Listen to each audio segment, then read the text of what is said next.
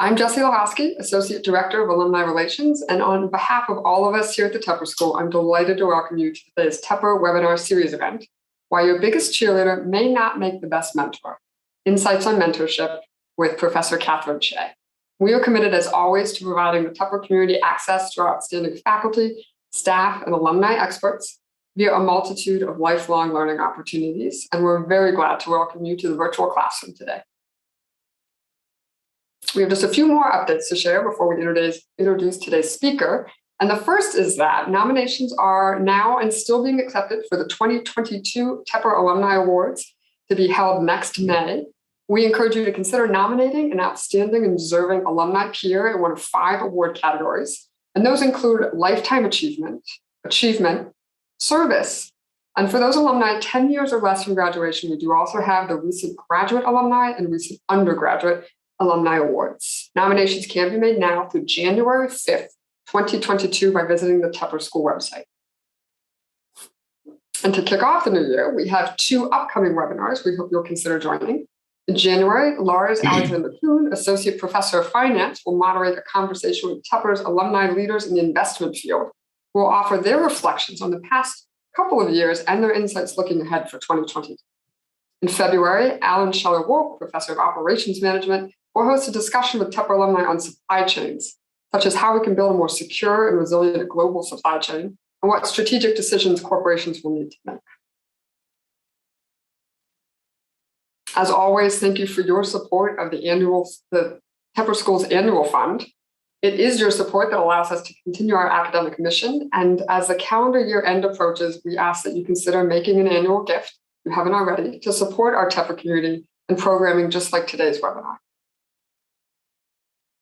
And finally, in the list of announcements, as we look ahead to the spring, we'd like to ask many of you to continue to save the date for 2 reunion celebrations. A special one-year celebration for the MBA classes of 2020 and 2021 on April 22nd and 23rd. And of course, our traditional reunion weekend for milestone alumni from 1971 through 2017. If your MBA or MSIA year ends in 1, 2, 6, or 7, this is a celebration for you. And I am now delighted to introduce our faculty speaker for today's webinar, Dr. Catherine Shea. She is an assistant professor of organizational behavior and theory at the Tepper School of Business. She currently serves on the editorial board of the Academy of Management Discoveries and reviews for a number of psychology, sociology, and management journals. Professor Shea's research examines selection processes in organizations using multiple methodologies, including social network analysis, experiments, archival data analysis, and interviews, and enjoys studying multi-level processes in organizations. Professor Shea's research has been featured in a variety of prominent media outlets, including the New York Times, Wall Street Journal, NBC, Psychology Today, Scientific American Mind, the Globe and Mail, Health Magazine, and the Huffington Post. Her research has won numerous awards, including an American Psychological Association's Best Dissertation Award. So without further ado, let's welcome Catherine Shea and hand things over. Hey, thank you so much for having me today. And it's really great when I looked at the guest list to see so many of my former students from my negotiations class. So good to see you, albeit virtually. So I'm just sharing my screen. Today, I'm going to talk about the work that I've done and that I'm doing on mentorship. And this is a really interesting area to study because everyone needs mentorships. Everybody wants mentorships. Organizations have all of these mentorship programs, many of which maybe aren't performing as optimally as we want them to.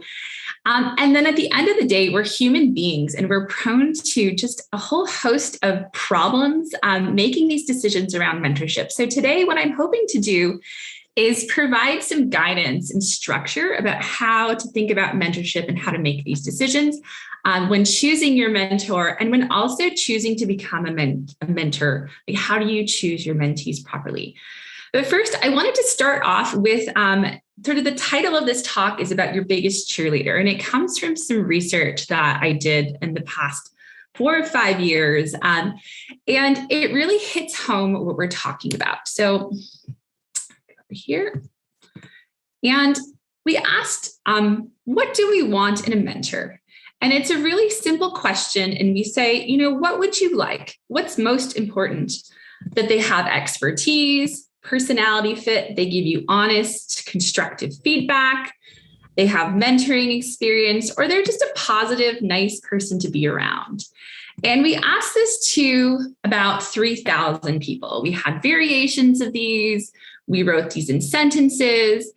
And not surprisingly, if you all look at this list now and you think, what do you want in a mentor? We all have one or two of these are going to stick out as being what's most important to us. And you look at this data, it's rank data. So the smaller the bar, the better. And what we see across, 1,000 or 3,000 people is that people always say they want expertise. And that makes sense. If you want someone to guide you, you want the expert to come in and help. What's most notable is if you look at the least important metric in all of these studies, it's positive feedback or someone who's positive or someone who says nice things about you.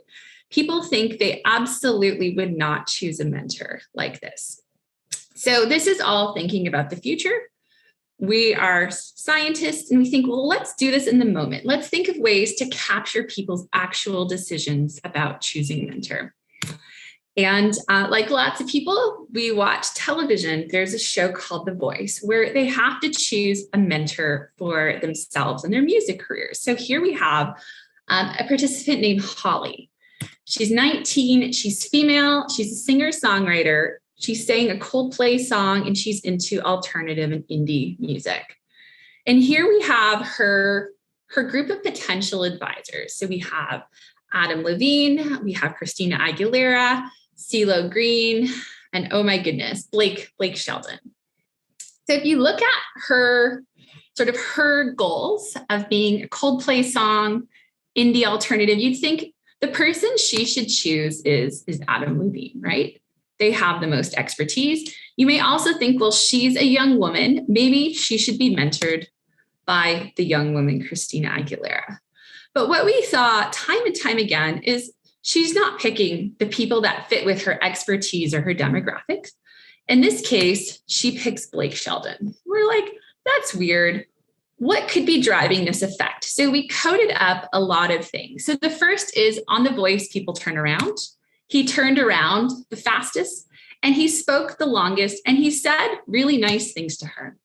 Like, I recognize the star quality in your voice. I'm excited about you. And this is who Holly ended up picking. And I pick Blake because he just turned around right away. He just felt like he knew what he wanted. Blake also did lots of sort of bodily movements that showed he was happy. And you might say, well, maybe this is a great choice. And what we're going to say is that it's not. We actually studied outcomes. And this is sort of the science behind sort of how we got into this talk. So we always say we're going to choose the expert, but we end up in the moment choosing the easier person, the person who's going to say nice things to us. And in fact, this is detrimental to our performance. We studied karaoke bars in New York City, and we had people giving feedback. And although we really like the person who gives us the nice feedback, it has nothing to do with our performance. And in fact, this is a subpar strategy. So what I want to talk about today is how do we pick a mentor and how can mentorship be more effective? So when we're left to our own devices, we're not acting in line with how we think we're going to be. And we know for having been in mentorship programs, and I know from talking to a lot of organizations about mentorship programs, that they're just not very effective. So how do we improve this? So I love that Sheryl Sandberg says a lot of things. And so a lot of things go on record. So I'm not saying good or bad things about Sheryl Sandberg, but I think she said something really that struck a chord about mentorship. And she said, I realized that searching for a mentor has become the professional equivalent of waiting for Prince Charming. Now young women and other people are told that if they can just find the right mentor, they will be pushed up the ladder and whisked away to the corner office to live happily ever after. And her sentiments have a lot of truth. So the first is we've all seen when mentorship works.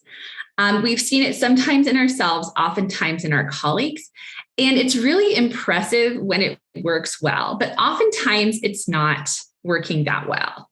The second thing, it's difficult to find an effective mentor because we've romanticized the feelings of mentorship so much.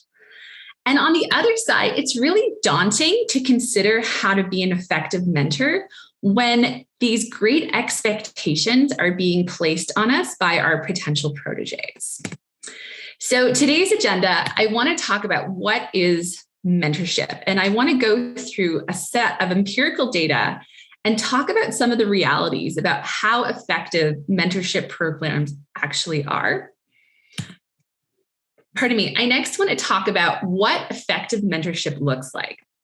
And we're going to really sort of parse mentorship into two different buckets. One is going to be mentorship, and the other is going to be something we call sponsorship. And I think that's the biggest dichotomy of what we're going to talk about today. And then we're going to talk about strategies to boost opportunities and success. So we're not good at doing this when left to our own devices. How can potential mentees and mentors go about this in a more structured process? So what is mentorship? Why did it come into such prominence?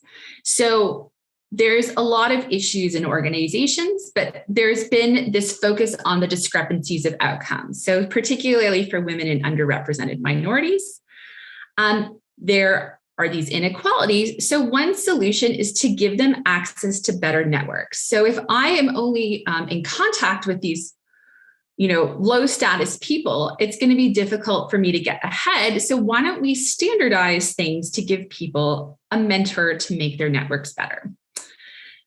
So this is, mentorship is guidance provided by an experienced person in an organization or industry to a less experienced person. If you go to, there's a lot of mentorship and consulting services around it. They say this is what mentors can do if you do it properly. And I will say that none of these things have really strong empirical support. So sort of buyer beware of these kinds of products and services on the internet. I want to first go over some important realities and things that I think really put mentorship into perspective. So the first is that mentorship is predicated on fixing differences in networks. So it's saying that specifically women and minorities, they don't have access to people in their networks, and that there's something qualitatively different about the networks of, say, men and women. The reality is that there is not. There's been a lot of research published that the networks of men and women are largely equivalent. So saying that having a mentor is simply going to fix the problem is really an insufficient explanation at this point, given the data that we have. So it must be something deeper, and we're going to talk about this something deeper. The other unfortunate sort of empirical reality is when we do study mentorship programs in organizations, we find really big differences in terms of gender of the mentors and the mentees. And I will say that we don't have a lot of data on sort of racial and ethnic minorities just because of sample size. But what we do find, and this is data, this is kind of not my personal opinion, but when we look at effectiveness, and this is things like promotion and salary, not things like satisfaction, but for promotion and salary, typically people who have male mentors do better than people who have female mentors. The other thing is that a female protege with a male mentor tends to have a higher salary and performance metrics than a female protege with a female mentorship. So this, again, goes in the face of some advice that women should be mentored by other women. Male proteges just tend to do better under both male and female mentors. And importantly, that there are all of these formal programs and organizations. The best mentorship tends to come from informal relationships. So the ones that we can cultivate on our own. And that's what I'm really going to talk about today, not these formal mentorship programs. So the bottom line on mentorship is that they're predicated to fix a network, and the network isn't that different. So it's it's not really a solution to any problem that we're facing. Male mentors help you achieve more, and we're going to look in the psychology and try to figure out why that is. And these informal, organically formed mentor-mentee relationships tend to outperform the ones that we're getting assigned in our organization. And we'll talk about why. So, what does mentorship look like? And now I want to turn to the something deeper. And I just want to give you 2 examples of advice you could receive from a mentor, sort of hypothetical. So one piece of advice are, there are some folks in economic studying networks. Let's set up a group lunch. This may or may not have been advice given to me. And a second piece of advice might look something like this. When I'm overwhelmed, I break my big goals down into smaller, more manageable goals. Which again, we can see both of these types of things coming from a formal mentor. But what's different between these 2 pieces of advice is the first one is social capital. So in this case, the mentor is saying, I'm going to open up my network for you for your benefit. And the second is some just general advice for me. And in both of these cases, a mentor might be thinking that they're doing a great job, when in fact, this is one of the key differences in mentorship and sort of what makes a mentor effective in terms of getting you promotions and higher salary versus what makes you feel satisfied, is that here is something called sponsorship. So what the mentor is doing in this case is that they're making you more visible in the organization. They're advocating for you. They're putting their neck on the line. And this is what we would call sort of mentorship. They're giving you some internal performance feedback that at the end of the day, this is not super valuable, right? In terms of sort of economic outcomes. And what the data shows is that when we look just at mentorship as a whole, we're taking these 2 things and lumping them together. We're not finding a lot of effects. But when we're able to disentangle these types of mentorship, that sponsorship is really outperforming mentorship. So what exactly does sponsorship mean? There's a really nice quote about sort of how this works that says, at the height of his wealth and success, the financier Baron de Rothschild was petitioned for a loan by an acquaintance. Repeatedly, the great man replied, I won't give you a loan myself, but I will walk arm in arm with you across the floor of the stock exchange, and you will soon have willing lenders to spare. So when you're affiliated with a high status, high power person, people are suddenly going to take you more seriously as a candidate. You're going to get on people's radars. So when you think about sponsorship, this is providing the protege with information about opportunities. So maybe this person is better connected and knows that in another organization or another department, there's an opportunity for you. They're going to talk you up. They're going to advocate for your promotion, and they can make strategic introductions between you and others. So just to really separate this out, what's the difference between mentorship and sponsorship? First is the focus of the intervention. So with sponsorship, we're looking external to the protege, increasing their visibility. With mentorship, it's looking at the internal skills and feelings of the mentee. So giving them confidence, maybe giving them some performance feedback. The resources the mentor uses are their own social capital. So they're willing to introduce you to other people in their network. They're willing to vouch for you versus just time and advice. And in terms of the outcomes, when people are getting sponsored, they typically have increased pay and promotion rates. When people are getting mentored, they feel really good and they're satisfied and they're happy, but their economic outcomes aren't actually increasing. And so anyone who's been in my MBA class, there are often these tensions in life where sometimes the things that feel really good don't have the economic benefits. And this is another one of those times. So it might feel good to be told stories by your mentee, but it's not actually pushing you ahead in your career. So the first question I always have people ask is, do you need a mentor or a sponsor? So a sponsor is really vital for career progression. It tends to be a shorter, focused, and really goal-specific relationship. A mentor is really good for sort of self-focused development. If you're unsure about what's happening, you're wallowing a little bit, this could be a good time to get a mentor. But I will say a mentor, you could also just hire a therapist. You could sort of talk to anyone about this, whereas a sponsor is a very particular person in our networks.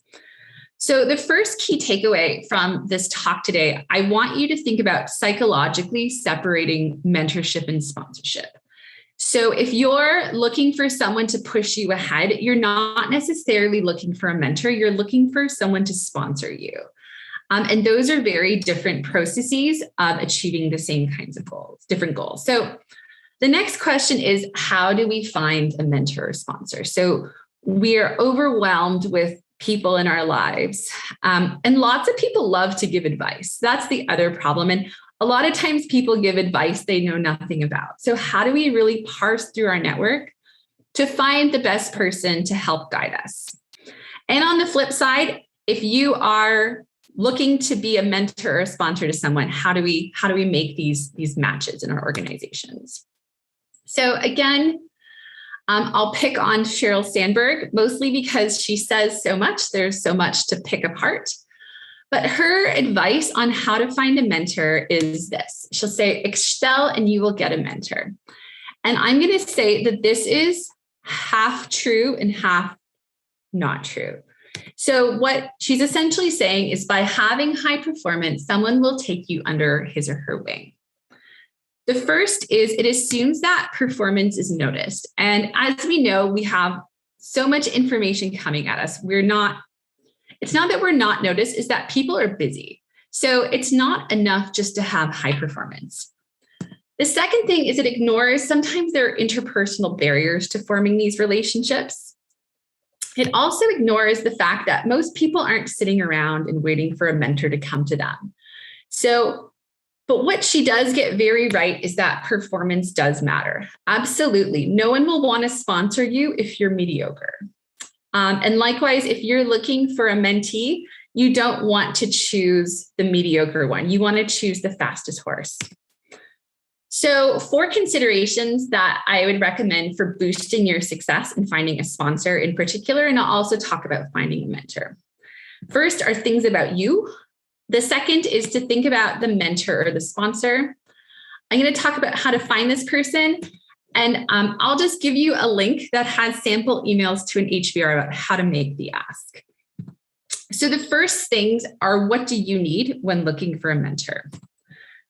Again, this is one of the things I repeat a lot when I teach my MBA course is goals, goals, goals. That you need to have clear short-term and long-term goals. So when you have a clear goal, it will make it more obvious who you should target in your search. If you don't really know what you want in the next year to 5 years, it's going to make it unclear who to choose, who is needed on the path to help you achieve your goals. So you need to know this. The other thing I always recommend is doing a bit of a SWOT analysis on ourselves. And this is reverse engineering the success of others who have achieved your goal. So you need to know your goal, and now you need to look at who's achieved it and how they got there.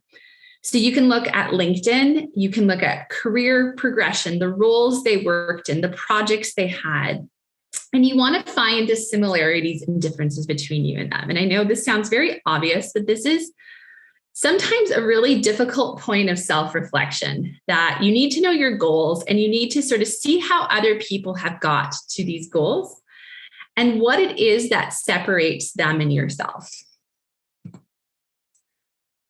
The other thing is an honest sort of reflection on your past performance, that if you've had a really stellar performance year, it should be easy for you to find a sponsor. If you've had stellar performance and no one wants to sponsor you, that is a red flag that perhaps there's some interpersonal things that need to be dealt with. But typically, if you have high performance, someone would be very willing and open to sponsoring you. If you've had poor performance in the past year or two, it might be a time to reflect and redirect, perhaps a time for a mentor or a career coach. And I can't overemphasize this enough, that if you want to be sponsored, if you want to push ahead, your performance does really matter. So a second key takeaway from this talk is that there is this belief that past performance predicts future performance. So you want to be in a place to search for a mentor when you have high performance. And on the flip side, if you're thinking about taking on a mentor or sponsoring someone, you want to really scrutinize their performance to make sure that this person is worth your investment. So the second is, how do you get noticed? So the first is having top performance. The second is sharing your goals with senior individuals. Another thing that we hear a lot when we interview sort of executives or mid-level managers is that they're often surprised when people leave to do something different, that they had no idea that their subordinate was unhappy. So it's about making your goals known. It's also about promoting yourself. So putting a portfolio of work, having an informal advocate who gets it, making it easy to show that you're a top performer. I'll put this note, you want to do this in what I'll call a gender congruent way. This might be a good thing to talk about in Q&A, that self-promotion for men and women is often received very differently. So I can talk about strategies, particularly for women, to enact that makes people not be like, she's boastful, because nobody wants that. And in the future, of course, you don't have to promote yourself. Your sponsor does that for you. And again, going back to people who've taken my class, this is the concept of authority that we've discussed. So now I want to turn to mentors and sponsors and ask, what's their motivation? So one of the questions that came through in the pre-seminar is, what do mentors get out of this? Why would anyone choose to do this? And it's interesting when we look at sort of mentorship programs, so not sponsorship, but mentorship. Looking particularly, there's data on youth programs and sort of big brothers, big sisters. These programs are touted to benefit the mentees, but the biggest psychological benefits are actually to the volunteer or to the mentor. So they find it very meaningfully, even if the intended targets of the program don't necessarily. And why is that? Because people love to share their experiences. People love to mentor. It makes them feel important. It makes them feel powerful. Again, if you're on the receiving end, you want to think about how useful this is from a performance. If you want to feel warm and fuzzy, I think that is absolutely a great thing to feel. But again, sometimes sort of these mentorship relationships aren't good for performance. They're good for the warm fuzzies. But this is different from sponsorship. So what makes people share their social connections, share their social capital, and engage in sponsorship, which is inherently a more riskier form of mentorship? My former PhD student, who's now at UC San Diego, does some really interesting work looking at why do men and women engage in sponsorship. And she just asked them what their motivation is. And I think it's really key when you're thinking about asking someone to sponsor you or getting in this relationship to think about what's motivating the men and women who you can ask. And again, we're looking at men and women. We don't have enough data to break it down by racial groups. And what was really interesting is when women talked about engaging in sponsorship, they talked about this moral obligation to pay it forward. So helping others as I was helped, that this is sort of this giving back, this norm of reciprocity was very strong in the motivation of female sponsors. And I'll just remind you to the problem we discussed earlier, that on average, women are worse sponsors in terms of achieving the outcomes for their proteges. Men were really interesting. They were much more calculative. So they often discuss sponsorship in terms of a cost benefit analysis. So, if I introduce my buddy to my protege, maybe I'll get a favor back. Or what are the chances that the person I'm introducing isn't going to be a good representation of myself? So it was a very different set of mindsets in terms of women seeing this as a pay it forward type of event, whereas men seeing this as a way to benefit their own careers. And I'm not saying that we should all be very calculative in this, but it's important to think that when you're sponsoring someone, there is some risk inherent to you in opening up your network for other people to take advantage of. So another key takeaway from this talk, I want you to think about what's in it for the sponsor or mentor. So for the mentor, it's these positive feelings. For the sponsor, I want you to think about their motivation and personally how risky it could be for them. So you want to think about ways to mitigate this risk if this is what you're looking for. The other thing I want to think about is we'll talk about what makes a good mentor or sponsor. And I think the network has a lot to do with it. So while I said that on average, men and women have equivalent networks, the networks of a good sponsor are different. So what you want in a sponsor is someone who's a connector. So the person that spans multiple social worlds. These are the people that have the best information. They hear all the good gossip. They know where the job openings are. They tend to be ahead of the curve. They know things before everyone else does. And you want these people to be your sponsor because it's like, in the real estate market, the houses that don't ever go on the market, they just get sold before they hit the market. It's that kind of analogy. Those are the people that you want sponsoring you, particularly when you're looking for these upward trajectories. So this is from the Gladwell book. He has that example of Paul Revere. And I'll say the other guy that no one remembers because Paul Revere was the broker. He was the one connecting multiple social worlds. So you want to try to spot these people in your network. So how do you do them? So how do you find a mentor first? This is just look broadly. LinkedIn, your church, friends of friends, your neighbors, Facebook, you can hire a mentor, a career coach, etc. But looking for a sponsor is a much more challenging thing because you want someone very specific to your goals. So you want to look mostly within your organization or industry. You don't necessarily want a sponsor from your church or your synagogue because they're not going to be close to the people who are making decisions about pay and promotion. So the first thing you want to think about is who makes the decisions and who has influence. Those are sometimes different things. That sometimes people with the most influence are, the secretaries, the admins, or the person that, the decision makers have lunch with. So finding out who seems well connected. So who tends to be abreast of the gossip and information.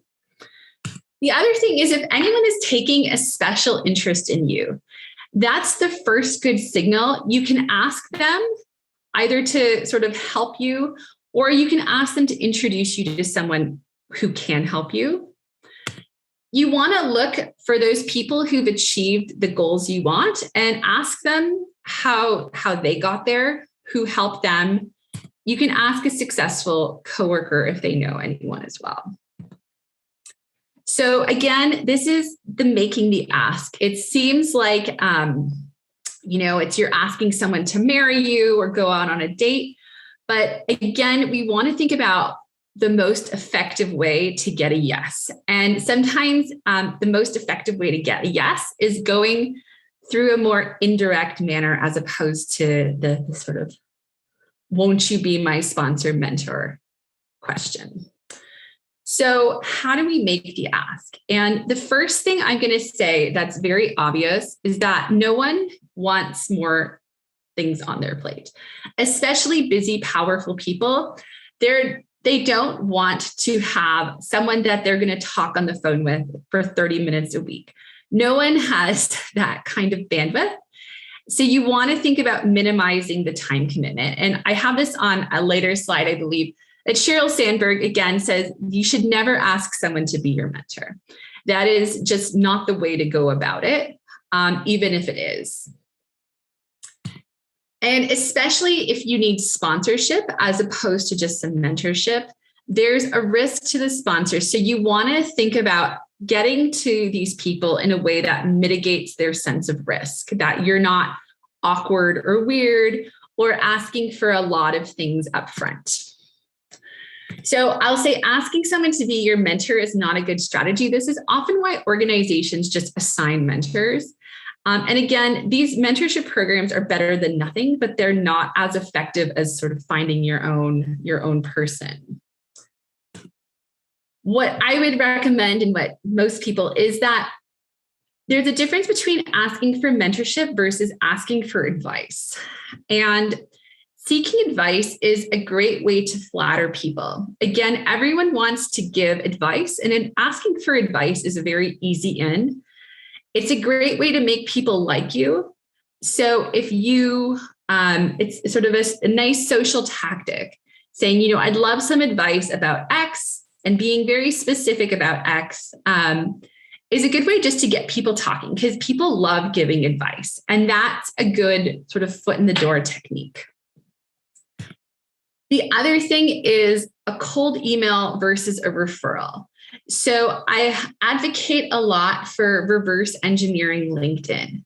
So if there's someone you want to meet, going to LinkedIn and working backwards and finding the path through the network is always going to be more successful than reaching out unsolicited. So I get loads of emails and from students from all over the world. I do delete a lot of them. I open them, but for the most part, it's when you have someone you trust doing the introduction, it's putting more social pressure on the tie. And you want to have that, especially for a busy individual. How to specifically make the ask. I think that there's a really recent Harvard Business Review article that has sample emails among these. So I didn't put them in here just for the sake of time, but I'm happy to send this to Jessie and people can ask her. So if this is something you want to craft the email and you're nervous, there's a bunch of templates.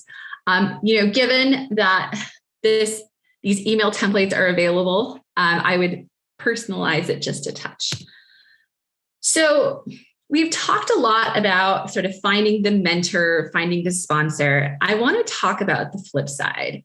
A lot of you are at the point in your careers where you are maybe thinking that it's time to give back. And the question is, should I take on a mentee or a protege? And the first is, assessing whether it's a good use of your time.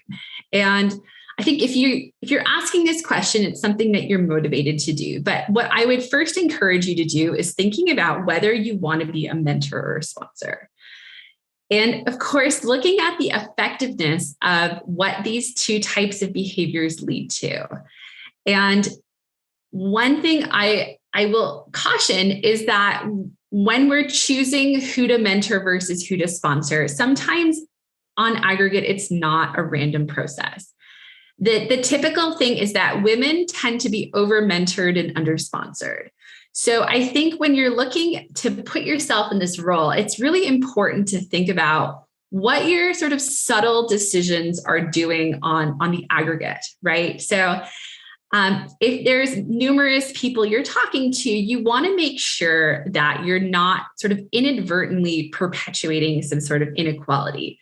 And this is a lot of professional women can attest that people love to give them advice, like a lot, but oftentimes they're not willing to extend the social capital. So you as a mentor, you need to really consider what role you're willing to take on. And the big thing, especially if you're going to provide sponsorship, is you want to think about the risk assessment. So does this person have top performance? Is this someone that I would feel comfortable introducing to one of my most precious network contacts, like the person who makes things happen to me when I introduce this person to them? If the answer is no, then maybe you want to be more of a mentor as opposed to a sponsor. And it's important to make that distinction clear in your head.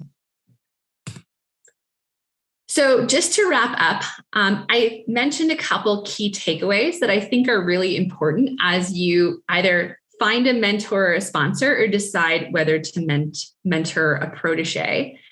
The first is separating mentors from sponsors. I think this is the most important thing because I think this is what's driving a lot of the non-effects in the data I presented earlier, is that some people are getting mentored and some people are getting sponsored, and we're lumping this all together.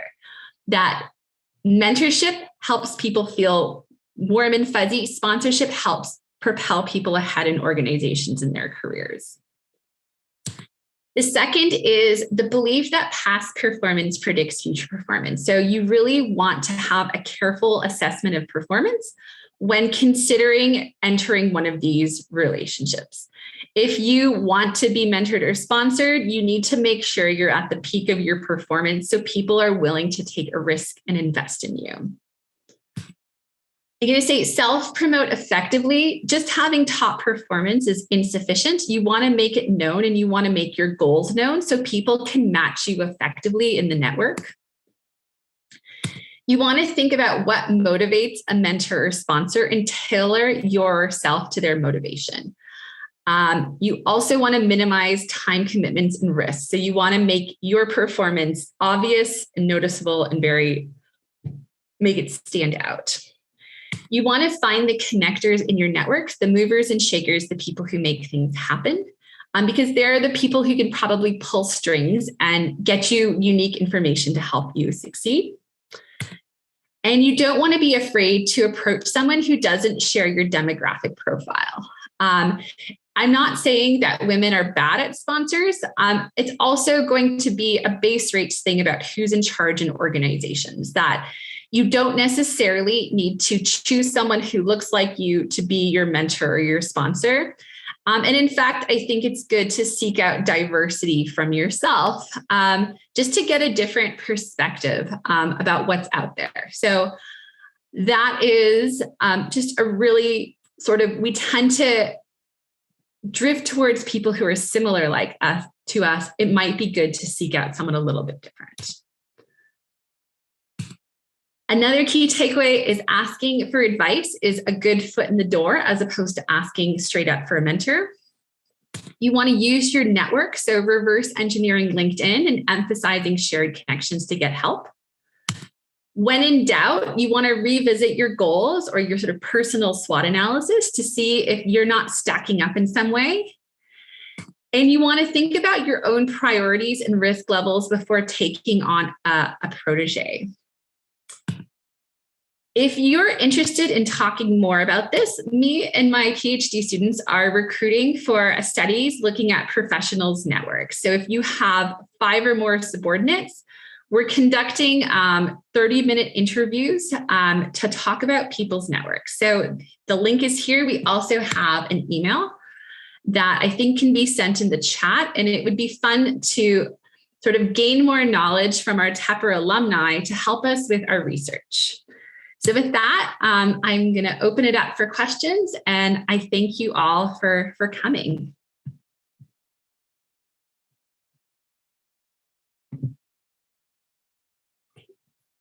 Thank you so much, Catherine. As my video comes back online here in a moment. And an encouragement to everybody who's listening and watching in right now, please feel free to drop your questions in the Q&A box. Should be at the bottom of your screen if you're on a computer. You might have to swipe a few screens if you're on a mobile device. One question, so we have a few questions that was made in advance. You covered, I would say, absolutely almost all of them.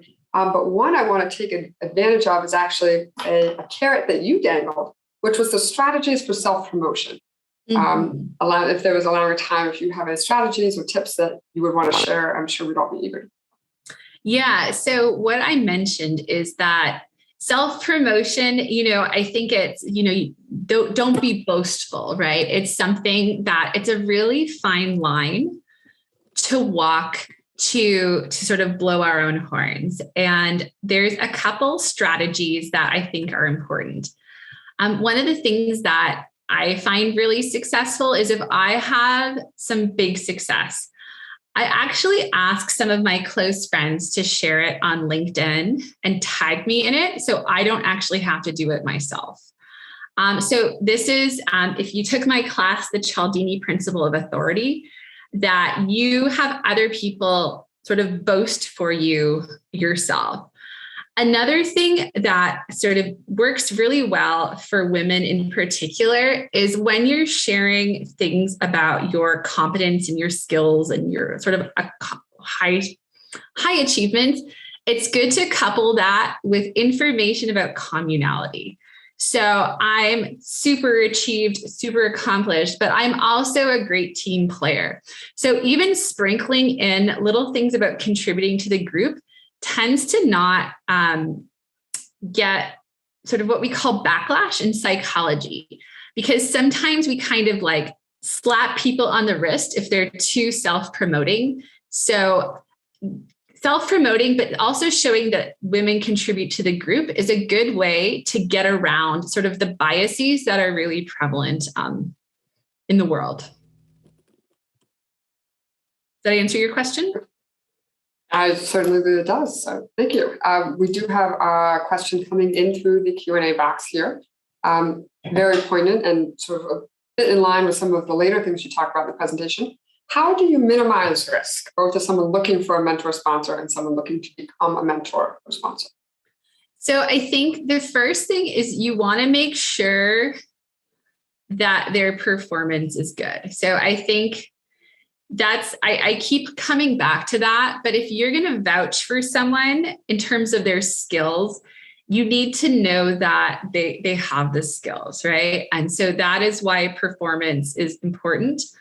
I would also, what I have done is, if someone wants to come work with me, you check references, right? So if you're about to make these introductions and all you have is this one person's word, you want to do your homework, right? You wouldn't hire someone without calling their references. I think it's a similar thing. Like if someone wants you to introduce them to someone, you want to just vet them a little bit first. So that's sort of another way to minimize the risk. So they have to be good performers. You want to vet them. And then part of it is, I hate to use gut, but you want to just talk to them about their goals and what they want to make sure that they're very clear.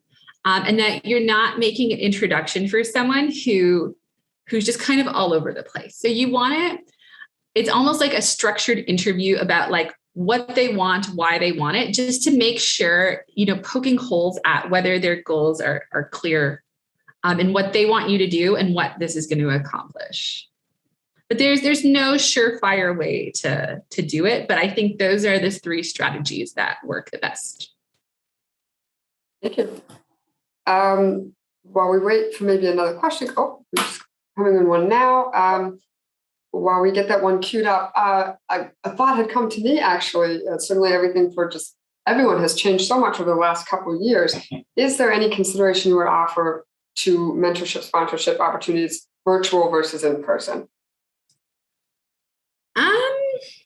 So I actually think it's opened up the world, right? So I've had conversations with people that I wouldn't otherwise. I think it's, having a 15-minute Zoom meeting is not as daunting as it has been previously. And I think it's opened it up a lot more, to be honest. I feel like people have been more open just to talking. I think people are also feeling pretty isolated, right? And they want to talk to people. So I think the intensity of just asking for advice has gone down significantly in the world of Zoom, which I think is exciting.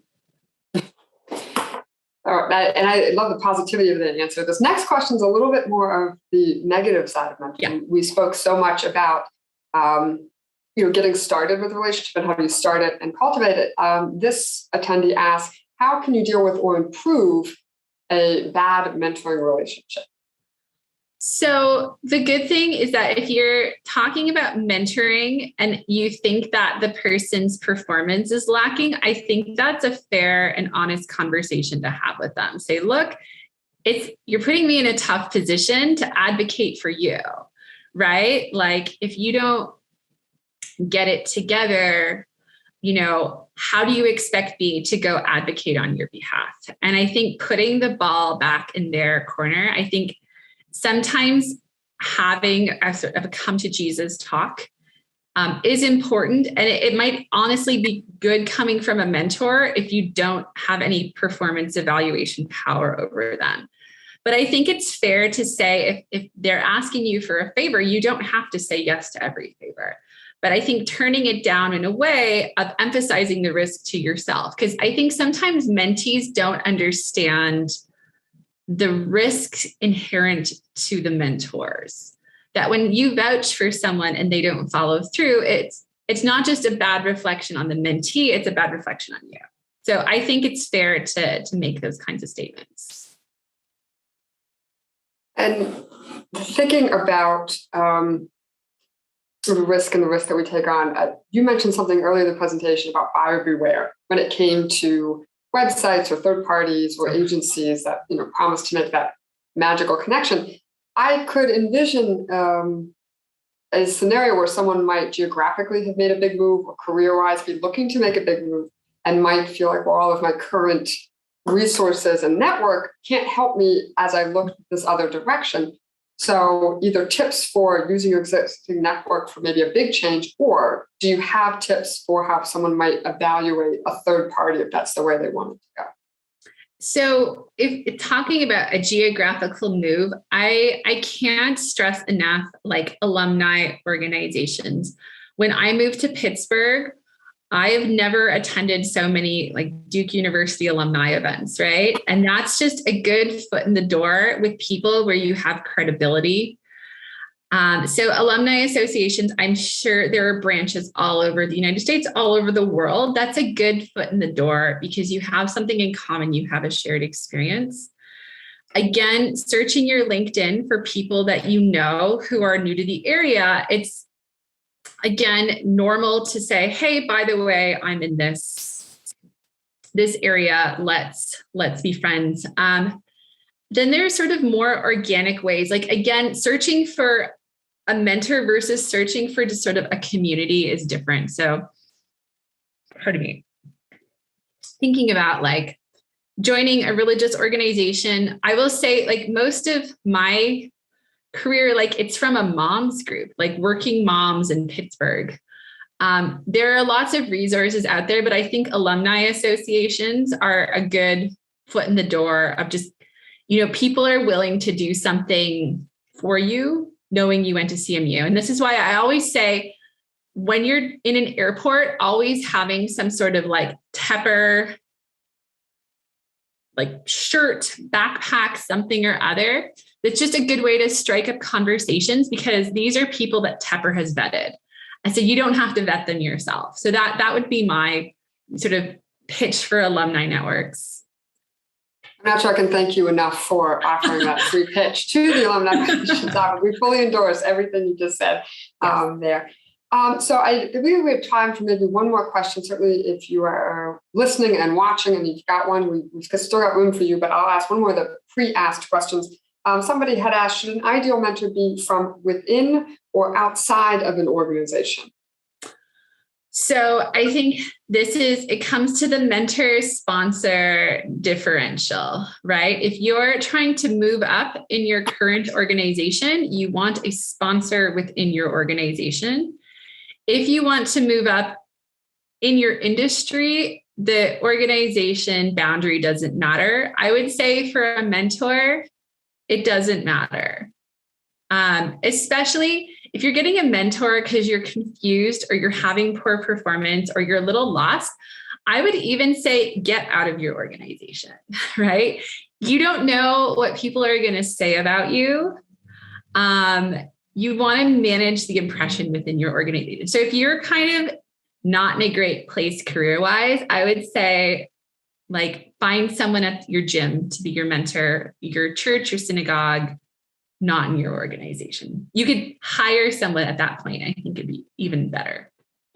Get a career coach that's been vetted.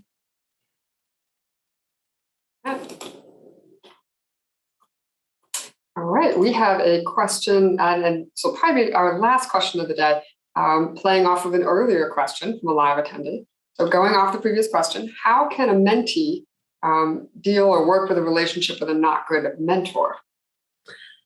So I think, when I've been mentored, I've come in with sort of an agenda myself.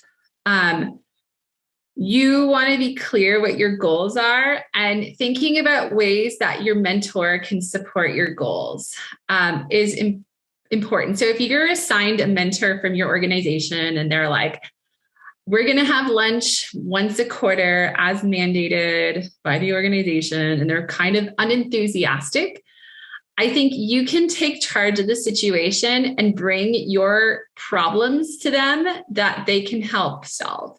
And I think that's a good way to sort of see themselves as instrumental. A lot of the organizations I've spoken with see these mentorship programs as existing solely to make people happy, as opposed to improve their performance. It's been kind of disheartening to hear what people say about mentorship programs. But I think you can take charge, bring your goals, and see if you're struggling with something, if they could give you some tangible advice to help. And then they'll feel like people like to feel useful and help and give advice. So I think if your mentorship isn't working, maybe you need to push a little harder or think a bit more about how they can be useful to you and bring that to them in an indirect way. Don't say like, here's how you can be useful to me, but come in with questions, come in with problems that you're facing and ask them for resources or advice or guidance, or if they can put you in contact with someone else. That's a great perspective. So a proactive one for that. So at 2:29 local time, we have reached the end of our hour together today. So I want to once again thank Professor Shea for sharing her time, knowledge, and expertise with us. And thank all of you in attendance for taking the time out of most likely a busy holiday season for you all for joining us today. So from all of us here at the Tepper School, we hope you will join us again on an upcoming Tepper or Carnegie Mellon webinar. Thank you, and we hope to see you soon. Thank you.